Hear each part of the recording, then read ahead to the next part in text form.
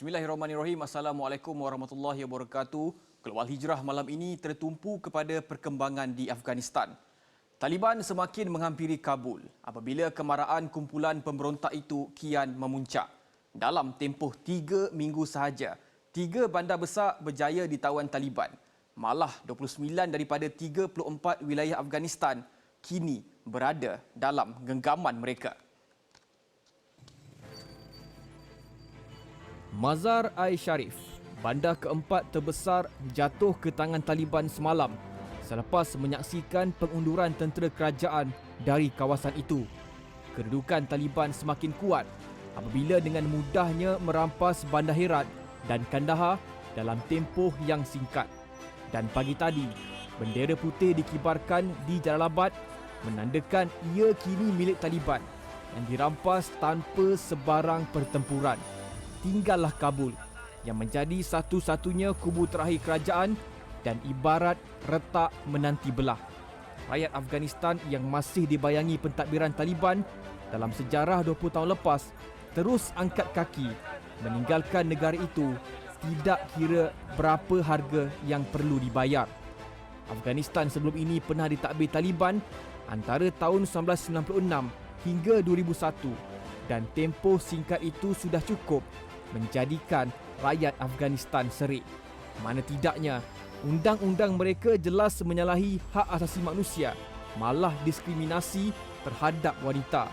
Ketika itu, kaum hawa tidak boleh bekerja, perlu menutup muka, malah kanak-kanak perempuan dinafikan hak untuk ke sekolah. Bahkan ketika perebutan wilayah masih belum selesai pun, Taliban sempat memaksa kanak-kanak perempuan seawal usia 12 tahun untuk berkahwin dengan anggota pemberontak itu.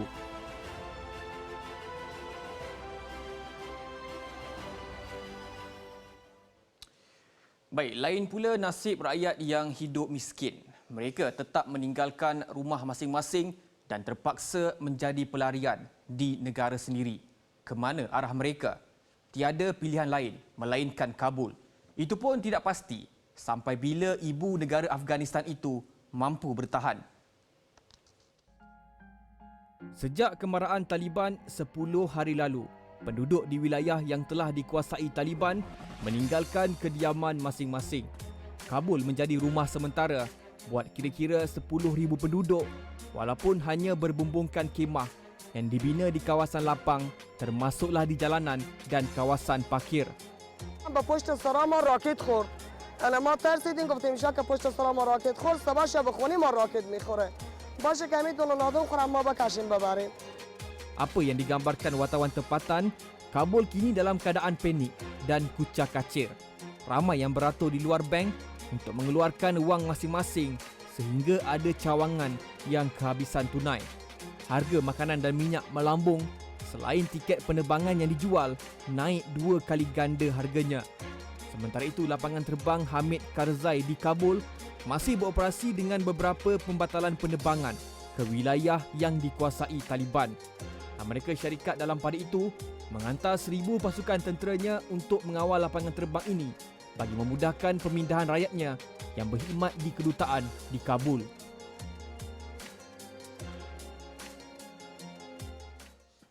Pengunduran tentera asing dari Afghanistan yang sepatutnya berakhir hujung bulan ini dilihat satu peluang keemasan buat Taliban untuk mencetuskan semula perang saudara.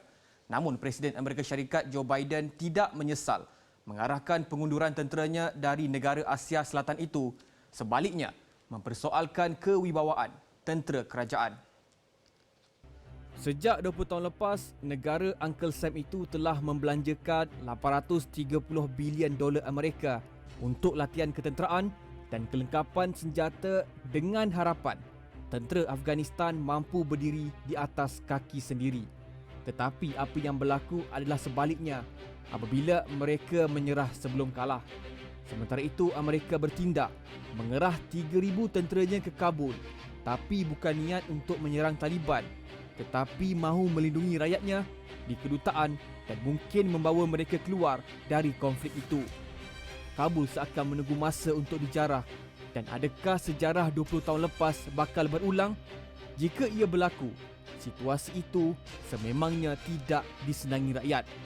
Setiausaha Agung Pertubuhan Bangsa-Bangsa Bersatu PBB, Antonio Guterres menggesa serangan di negara Asia Selatan itu dihentikan dan memohon rundingan dibuat bagi menamatkan perang saudara ini. Namun, siapa yang boleh menghentikan semua rancangan ini?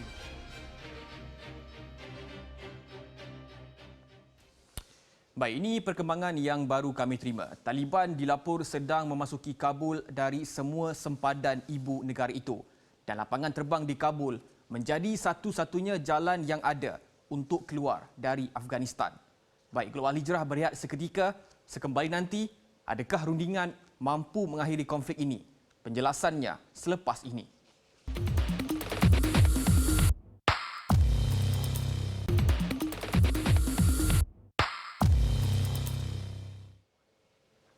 Bertemu kembali. Secara keseluruhan, situasi di Afghanistan seakan membuka pintu kepada bencana kemanusiaan yang lebih buruk. Pemindahan penduduk dari wilayah masing-masing untuk lari dari konflik perang dikuatiri menyumbang kepada kapasiti pelarian sedia ada di sana.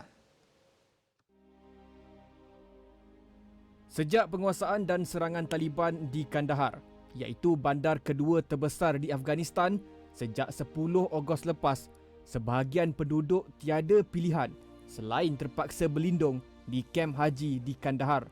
Jika konflik ini tidak dihentikan, ia dikuatiri akan mencetuskan krisis makanan dan nutrisi lebih buruk sebagaimana amaran dikeluarkan Program Makanan Sedunia WFP.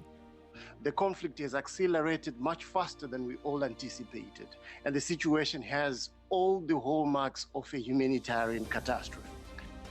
Sementara itu, Pertubuhan Bangsa-Bangsa Bersatu bagi Pelarian UNHCR mengambil serius perkembangan terbaru itu, malah bimbang dengan nasib wanita dan kanak-kanak yang tidak dapat menikmati hak yang sewajarnya, apatah lagi bila jumlah itu semakin bertambah.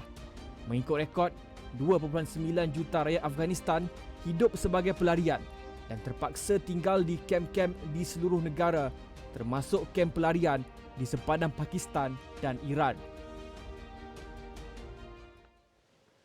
10 hari sejak kemarahan Taliban, Presiden Afghanistan Ashraf Ghani akhirnya muncul menerusi rakaman ucapannya yang disiarkan di seluruh negara. Beliau berjanji akan mengerahkan kembali pasukan bersenjata selain berikrar untuk mengakhiri perang ini. Ikrar itu dilafazkan sambil berdiri di hadapan bendera Afghanistan. Walaupun kelihatan suram, namun dengan penuh rasa tanggungjawab, beliau berjanji rundingan akan terus diadakan untuk mengakhiri siri pertumpahan darah. در حالی که می‌دانم که از حال و آینده‌تان نگران هستید، برایتان اطمینان می‌دهم که به عنوان رئیس جمهورتان تمرکز من بر این است تا از گسترش بیشتر بی‌ثباتی، خشونت و آوارگی مردمم جلوگیری کنم. Istana Presiden kemudian mengesahkan sebuah delegasi dilantik untuk memulakan rundingan, seterusnya membawa konflik ini ke garisan penamat. Ashraf Ghani sebelum ini hanya berdiam diri ketika Taliban mahu menawan bandar kedua dan ketiga terbesar di Afghanistan. Baik, dan terbaru Al Jazeera melaporkan Afghanistan sedang berunding dengan Taliban bagi mengelak sebarang bentuk keganasan. Dalam erti kata lain, pertukaran kuasa secara aman. Taliban juga bersetuju tiada serangan dan penduduk bebas untuk keluar dari Afghanistan. Sekian Global Hijrah malam ini. Nantikan kupasan isu luar negara dan ummah di hari dan waktu yang sama. Saya Zaim Zamani. Assalamualaikum warahmatullahi wabarakatuh dan selamat malam.